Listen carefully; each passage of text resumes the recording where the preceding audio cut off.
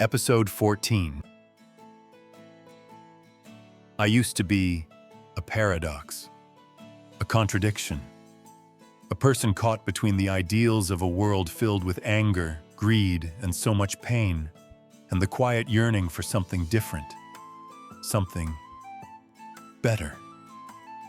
But life, as I came to learn, doesn't always fit neatly into our plans.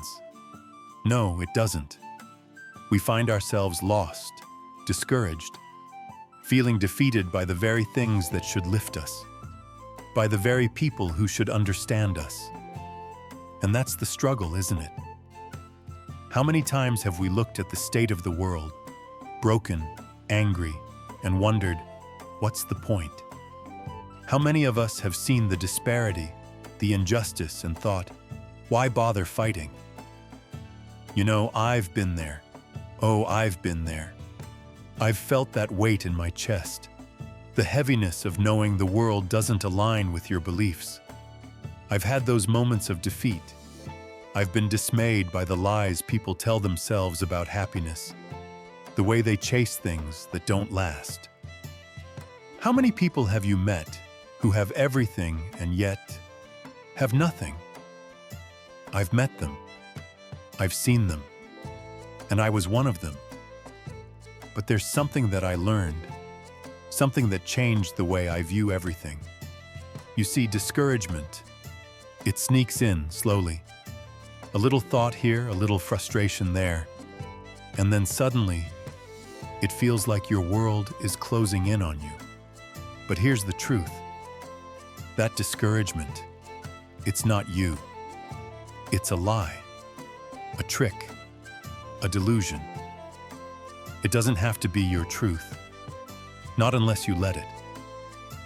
I spent years trying to convince people to see life through a different lens, through a spiritual lens. I would speak with passion, with fire. But people? They weren't ready. They couldn't hear it. They weren't interested in a life without the things that temporarily soothed their pain. And at times, I thought maybe that was the problem. Maybe I was the one who was wrong. Maybe my heart was too big for the world to understand. I got lost in my own dismay. But then, I turned to God, to the only source that ever seemed to make sense. I picked up my Bible, dusted it off, and turned to the words I had forgotten. And there, in the quiet, in the stillness of my heart, I found peace again. Be strong and courageous. Do not tremble or be dismayed, for the Lord your God is with you wherever you go. Those words, how simple, yet how profound. God's voice, a whisper in the storm, telling me, reminding me, that I wasn't alone in my struggle, that I wasn't meant to carry this burden alone, that I didn't have to face the weight of the world by myself. I realized that the opinions of others, their judgments, their standards, they didn't define me. God's love did. And in that moment, I let go.